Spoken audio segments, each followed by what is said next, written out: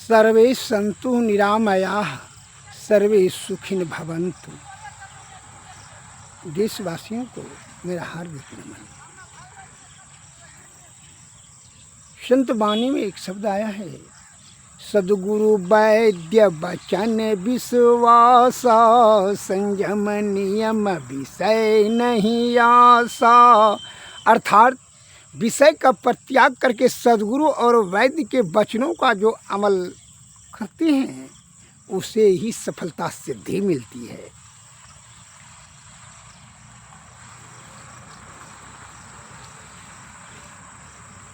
विषय का प्रचार, संयम नियम में रह करके विषय का प्रत्याग करके उनके वचनों का अमल करिए। आयुर्वेद के महान प्रवर्तक भगवान धन्वंतरी साहब ने कहा है, आरोग्यता और दीर्घावस्था प्राप्त करने के लिए आयुर्वेद सर्वसही सर्वोत्तम सर्वोपरि रसायन है। इससे विरक्त होकर के हम लोग रोगाग्रस्त शारीरिक दृष्टि से दुर्बल होते चले जाएंगे। आज उसका दुष्परिणाम आपके समक्ष में है। हर मस्तिष्क में यह प्रश्न उठ रहा है अभी कि निरोग रहने के लिए मनुष्य को क्या करना चाहिए। अभी आप यह मत भूलिए कि आज आपके मस्तिष्क में प्रश्न उठा, यह आदि काल में ही प्रश्न उठा और उसकी समाधान भी हो चुकी। वही शब्द जब जमा किया तो 4 वेद 6 7 18 पुराण बना। हमारे महापुरुषों ने, संत महात्माओं ने, ज्ञानियों ध्यानियों ने, आदि विद्वान वैद्यों की बड़ी आशीर्वाद कृपा है कि वह सभी समाधान कर चुके हैं। अब केवल हम लोगों को वह शास्त्र को पढ़ें और उसको अमल करें जीवन में, तब वो स्वस्थवान हो जाएंगे, निरोगवान और दीर्घायुवान हो जाएंगे।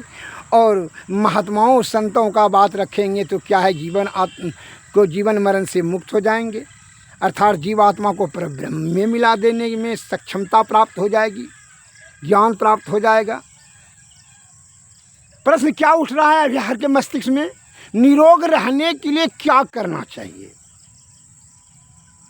तो बहुत से साधारण जनता, अमेरिका से डॉक्टर से इलाज करवाना चाहिए, लंदन से, अफ्रीका से बहुत बढ़िया दवा चाहिए, 1 करोड़ रुपयों का सुइया ठो ले लेना चाहिए, तुरंत निरोग हो जाएंगे। जो जापान जर्मन से पढ़ कर गया है वो तो बहुत बड़ा डॉक्टर है भाई, उससे ऑपरेशन इलाज करवा लेंगे, ऑपरेशन करा लेंगे, तुरंत निरोग हो जाएंगे। यही जवाब दीजिएगा। मैंने धने के ऊपर जो है आप वर्णन कीजिएगा, उसी का खासियत आप बताने के लिए आगे पर शब्द को डालिएगा।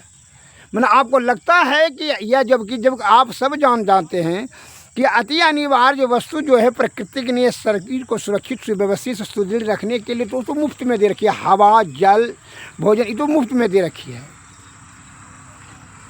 आप घर में कुंड में थे तो माँ के स्तन में दूध देने वाला क्या मालिक है, क्योंकि बड़ा डॉक्टर है या विज्ञान है या विद्वान है या सरकार है, कोई नहीं है। वो तो परमपिता परमेश्वर है। क्या उनको इस बात का ज्ञान नहीं है? सभी ने सभी प्रकार का जवाब दिए हैं, सभी बुद्धिमानों ने अनेक का बात लिखी है। लेकिन आयुर्वेद के महान प्रवर्तक भगवान धन्वंतरी साहब ने कहा, शम दोषाः क्षमा अग्निश्च शम धातु मल क्रिया प्रसन्ना आत्मनयन इंद्रिय मना स्वास्थ्य इति अवदते।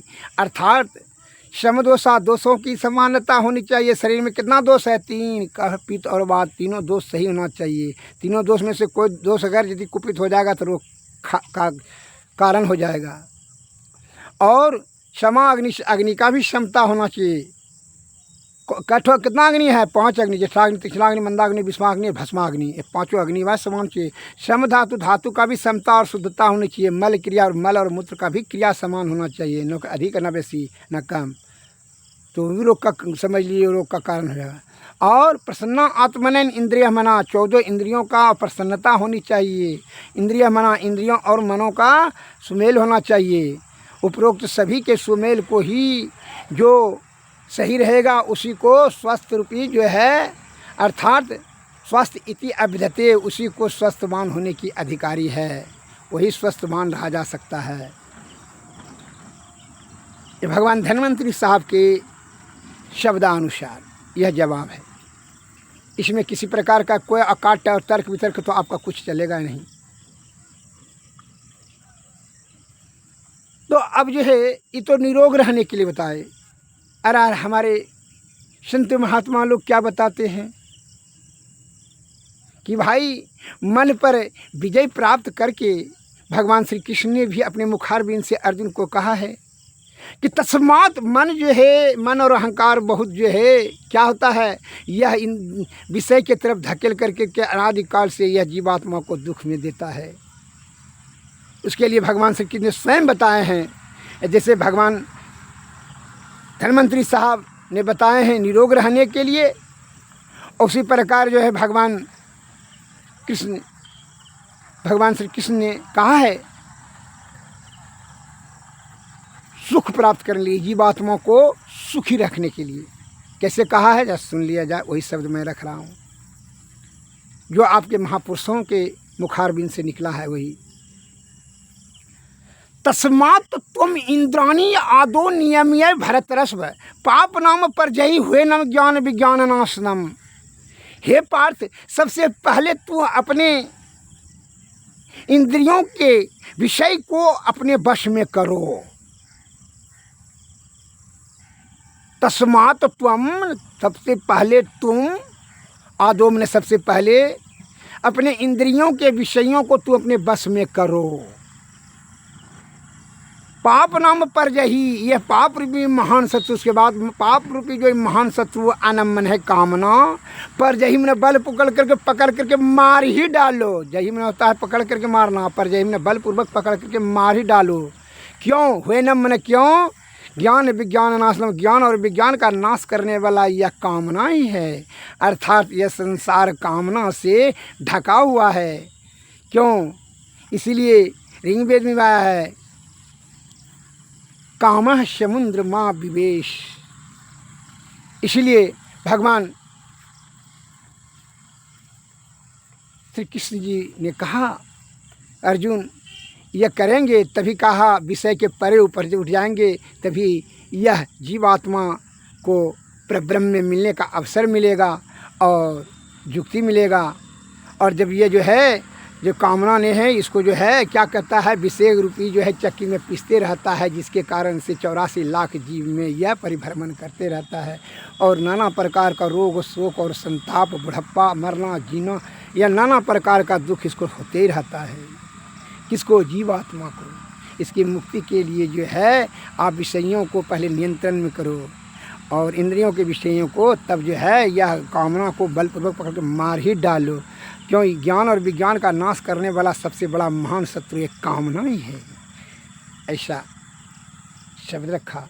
अतः यह दोनों को क्या करना चाहिए, दोनों जो है महापुरुषों के शब्दों का चिंतन मनन करें और जीवन में अमल करें, तब क्या मिलेगा, शरीर भी निरोग रहेगा और जीवात्मा भी जो है उन्मुक्त हो जाएगा, मोक्ष होगा। इसके लिए आप विषय में लिप्त होकर करके ये सभी शब्दों को, ज्ञानियों के शब्दों को आप उपेक्षा करते हैं, ये सबसे बड़ी भारी भूल है। इससे बड़ा भूल कुछ हो ही नहीं सकता। उसी का भूल का दुर्गति है कि यह जीवात्मा अनादिकाल से रोग शोक और संताप दुख रूपी चक्की में पीसा जा रहा है और चित्तकार कर रहा है। यह जो है 9 दरवाज़ों में से विषय से जो है लिप्ट कर करके मुक्त नहीं हो पाता है। अतः आगे पाठ में और शब्द रखा जाएगा। अभी इतना ही। जय हिंद, जय भारत, नमस्कार।